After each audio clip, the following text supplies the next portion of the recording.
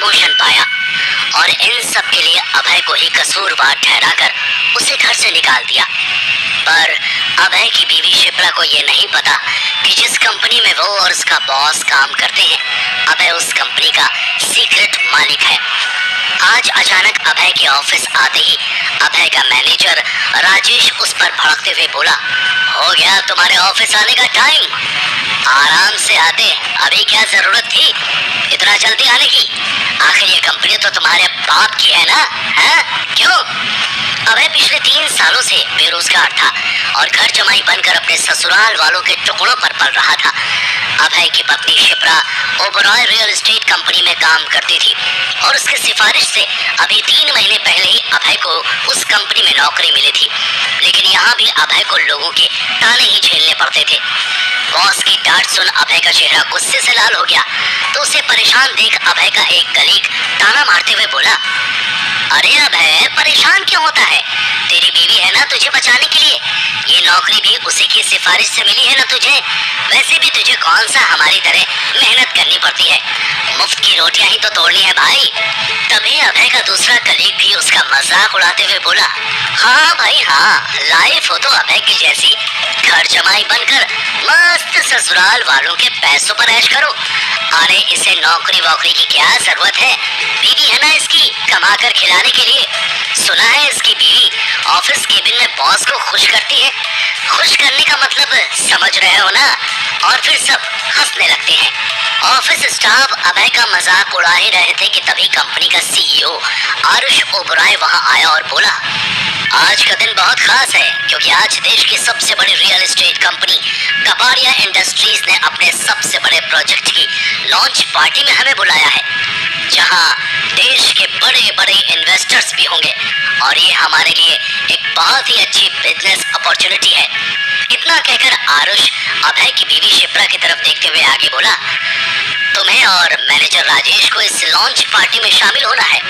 ये सुनकर शिप्रा हिचकिचाते हुए बोली, वो सर, क्या मैं अपने पति अभय को भी? शिप्रा की बात काटते हुए तुरंत ही आरुष बोला, ओ प्लीज, अपने उस नाकारा और भोंदू पति को इस पार्टी में लाने के बारे में सोचना भी मत। उसे तो बात करने तक की तमीज नहीं है। पिछले 3 महीनों से एक फ्लैट तक नहीं बेच पाया है वो। वैसे भी इस पार्टी में सब हाई क्लास इंटेलेक्चुअल लोग होंगे और मैं नहीं चाहता कि तुम्हारे निठल्ले पति के कारण हमारी कंपनी का नाम खराब हो, समझे तुम? बॉस की ये बात सुन शिप्रा मन ही मन अपने पति अभय को कोसने लगी। धीरे धीरे अभय का नाकारापन उन दोनों के रिश्तों के बीच दीवार बनने लगा था। आरुष की बात पर शिप्रा ने हाँ में गर्दन हिला दी थी। तभी आरुष दोबारा बोला, दोस्तों, क्योंकि हमें इतनी बड़ी बिजनेस अपॉर्चुनिटी हाथ लगी है, इसलिए आज ऑफिस डिनर पार्टी मेरी ओर से। ये सुनते ही सारा स्टाफ खुशी के साथ ताली बजाने लगा। शाम को ऑफिस के सभी लोग पार्टी में तैयार होकर पहुंच गए, लेकिन अभय वो इस पार्टी में मौजूद जरूर था, पर बिल्कुल अकेला, क्योंकि उसकी बीवी शिप्रा सीईओ आरुष के साथ पार्टी कर रही थी। अभय को ये बहुत बुरा लगा और वो सीधे शिप्रा के करीब पहुंचकर बोला, शिप्रा, मैं तुम्हारा हस्बैंड हूँ, कैसे तुम किसी और के साथ? बोलते हुए अभय ने शिप्रा का हाथ पकड़ लिया। शिप्रा ने नफरत से अभय की तरफ देखते हुए कहा, हाँ, हो तुम मेरे हस्बैंड, लेकिन एक नंबर के फटीचर हो, जबकि आरुष सर मुझे वो दे सकते हैं जिसकी मुझे ख्वाहिश है। कहते हुए शिप्रा ने अभय को धक्का देकर अपना हाथ छुड़ा लिया और अपने बॉस आरुष ओबरॉय के साथ डांस फ्लोर की तरफ बढ़ गई। उसके धक्के से अभय जमीन पर गिर पड़ा। तभी अभय का एक कलीग रोहित उसका मजाक उड़ाते हुए बोला, ओहो बेचारा अभय, कहने को तो शिप्रा का हस्बैंड है, लेकिन उसके आगे पीछे कुत्ता बनकर घूमता है। ले बेटा, ले पिज्जा खा ले। और उसने एक पिज्जा स्लाइस अभय के सामने फेंक दिया। ये देखकर पार्टी में मौजूद लोग अभय पर हंसने लगे। फिर भी अभय उन्हें इग्नोर करते हुए उठा और डांस फ्लोर की तरफ बढ़ गया। तभी फिर से कोई बोला, भाई किस्मत हो तो आरुष सर के जैसी, इतनी बड़ी कंपनी के सीईओ, ऊपर से हाथ लग गई ब्यूटी क्वीन शिप्रा। ये सुनते ही एक बार फिर पूरा माहौल हंसी से गूंज उठा। लोगों की यह हंसी अभय को तीर की तरह चुभ रही थी। इस पर शिप्रा और आरुष को इंटीमेट डांस करते देख अभय की आंखों में खून उतर आया था। वो तुरंत शिप्रा के पास जाकर बोला, शिप्रा, तुम मुझे ऐसे कैसे इग्नोर कर सकती हो? शिप्रा ने अभय की बात का कोई जवाब नहीं दिया और आरुष की आंखों में आंखें डालकर डांस करती रही। ये देखकर अभय का गुस्सा बढ़ गया और उसने शिप्रा का हाथ पकड़कर उसे खींचते हुए ऊंची आवाज में कहा, मैं तुम्हारा हस्बैंड हूँ, सर्वेंट नहीं। सबके सामने इस तरह से अभय का चिल्लाना शिप्रा को पसंद नहीं आया। तब उसने वेटर की ट्रे से एक ग्लास वाइन उठाकर पूरी वाइन अभय के चेहरे पर दे मारी। सही कंपैरिजन किया है तुमने खुद का सर्वेंट के साथ, क्योंकि इससे ज्यादा की औकात है भी नहीं तुम्हारी। वाइन की छींटों से अभय के कपड़े भीग चुके थे और शिप्रा की कड़वी बातों से उसकी आंखें। अब उसके लिए पार्टी में रुकना पॉसिबल नहीं था। अभय वहां से निकलकर सीधे घर पहुंच गया। तभी अचानक ही शिप्रा की माँ मिसेस खन्ना ने अभय का रास्ता रोका और उसे एक फाइल देकर बोली, चलो साइन करो इन पेपर्स पर। अभय ने हैरानी से कहा, डिवोर्स पेपर्स? मिसेस खन्ना ने अभय की आंखों में आंखें डालकर कहा, हाँ, डिवोर्स पेपर्स। कब तक हमारे टुकड़ों पर पलोगे? मेरी बेटी को डिवोर्स दो और दफा हो जाओ यहाँ से। इस पर अभय ने उन पेपर्स को देखते हुए कहा, आप क्या चाहती हैं? मुझे उससे मतलब नहीं है।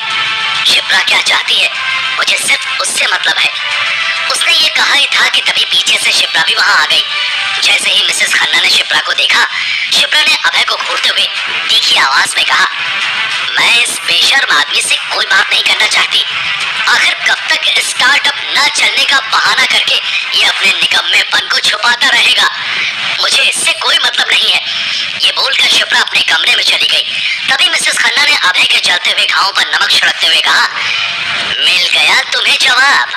ये सुनकर अभय मिसेस खन्ना को घूरते हुए वहां से अपने कमरे में चला गया।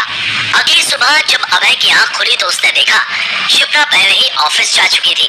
अभय शिप्रा के बारे में सोच ही रहा था कि उसके फोन पर एक मैसेज आया, आधे घंटे में मीटिंग है, तुम कहाँ हो? जब अभय अपनी पुरानी बाइक से ऑफिस पहुंचा तब कलीग्स में से फिर कोई दबी आवाज में बोला, भाई ये नकारा खुद तो खटारा बाइक पर ऑफिस आता है और इसकी बीवी शिप्रा है, रोज बॉस की लेविश कार में ऑफिस आती है। क्या बात है?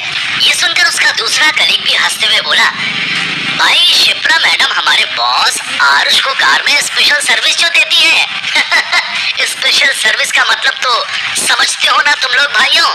ये सुनते ही अभय का खून खौल उठा, लेकिन फिर से खुद पर कंट्रोल करते हुए वो जैसे ही ऑफिस में दाखिल हुआ तो उसका सामना मैनेजर राजेश से हो गया। राजेश ने अभय को देखते ही कहा, ये कोई टाइम है ऑफिस आने का? घर जमाई हो तुम घर में, ऑफिस में नहीं, समझे? अभय जानता था कि गलती उसी की है, इसीलिए उसने तुरंत सॉरी कहा। लेकिन राजेश दोबारा बोला, शर्म नहीं आती है तुझे अपनी बीवी के पीछे अपनी नाकामी और निकम्मेपन को छुपाते हुए? राजेश की बात सुनकर अब अभय को गुस्सा आ चुका था और उसने कहा, क्या निकम्मापन किया है मैंने? हाँ? अभय को गुस्से में देखकर राजेश का पारा चढ़ गया और उसने कहा, दो कौड़ी के सेल्समैन मुझसे ज़बान लड़ाता है। तुम यहाँ हो सिर्फ अपनी बीवी की बदौलत, समझे? जो आधे दिन आरुष सर के साथ बंद केबिन में क्या करती है ये किसे नहीं पता है, समझे?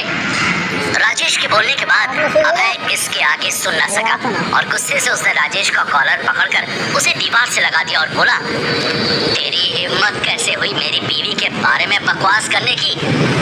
तभी अभय को पीछे से शिप्रा की तेज आवाज सुनाई पड़ी, What the hell are you doing अभय? अपनी नहीं तो मेरी रेपुटेशन के बारे में तो सोचो। माँ सही कहती है, मुझे तुम्हें कि वो कहती हुई शिप्रा अचानक चुप हो गई। लेकिन अभय ने शिप्रा की अधूरी बात को अपने मन में पूरा कर लिया। डिवोर्स? तो क्या तुम सच में मुझे डिवोर्स देना चाहती हो शिप्रा? ये सुनकर शिप्रा कुछ कहती कि तभी पीछे से भारी सी आवाज सुनाई पड़ी, ये सब क्या हो रहा है अभय? ये ऑफिस है, तुम्हारा घर नहीं। ये आवाज कंपनी के सीईओ आरुष की थी। उसने अभय को घूरते हुए देखा और शिप्रा से बोला, चलो Shipra, I need to talk to you. लेकिन तभी अभय ने शिप्रा का हाथ पकड़कर कहा, शिप्रा कहीं नहीं जाएगी। Shipra, we need to talk. अब आरुष को तेज गुस्सा आ गया, पर वो कुछ कहता उससे पहले ही शिप्रा ने अभय का हाथ झटक कर कहा, ये तुम बार बार मेरा हाथ क्यों पकड़ लेते हो? चिढ़ होने लगी है मुझे तुमसे। ये कहकर शिप्रा आरुष के साथ उसके केबिन में चली गई। केबिन का दरवाजा बंद होते ही आरुष ने शिप्रा से कहा, तुम उस निकम्मे अभय को छोड़ क्यों नहीं देती? शिप्रा ने सर झुकाया और चुपचाप आरुष के लिए कॉफी बनाने लगी। तभी आरुष ने उसका हाथ पकड़ा और कहा, चाहो तो मेरा हाथ थाम लो, एंड आई एम श्योर तुम्हारी माँ को मुझसे कोई प्रॉब्लम नहीं होगी। लेकिन शिप्रा ने यहाँ पर कोई जवाब नहीं दिया। तब आरुष बोला, खैर छोड़ो, तुम्हें याद है आज शाम तुम्हें मेरे साथ कबाड़ियास के प्रोजेक्ट लॉन्च में चलना है। बी रेडी, मैं तुम्हें पिक कर लूंगा। जल्द ही शाम हो गई। शिप्रा शाम को पार्टी में जाने के लिए निकल ही रही थी कि अभय ने हिम्मत करके शिप्रा से कहा, मत जाओ इस पार्टी में, उस आरुष के साथ तो हरगिज नहीं।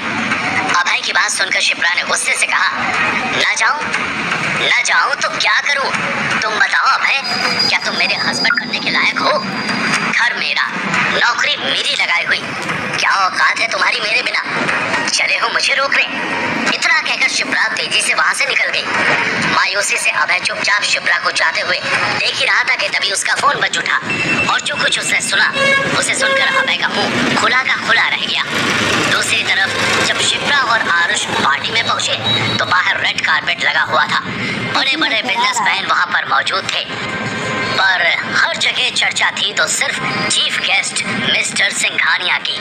चारों तरफ बड़े बड़े होल्डिंग्स लगे हुए थे जिन पर लिखा था, वेलकम मिस्टर सिंघानिया। शिप्रा और अभय हैरानी से उन होर्डिंग्स को देख ही रहे थे कि तभी अनाउंसमेंट हुई, वेलकम एवरीवन, आज हमारा सबसे बड़ा और महंगा प्रोजेक्ट लॉन्च होने जा रहा है।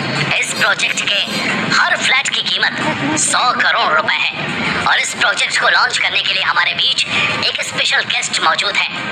प्लीज वेलकम मिस्टर अभय सिंघानिया। अभय का नाम सुनकर शिप्रा और आरुष दोनों ही हैरानी से एक दूसरे को देखने लगे। तभी अभय सिंघानिया स्टेज पर आ गया।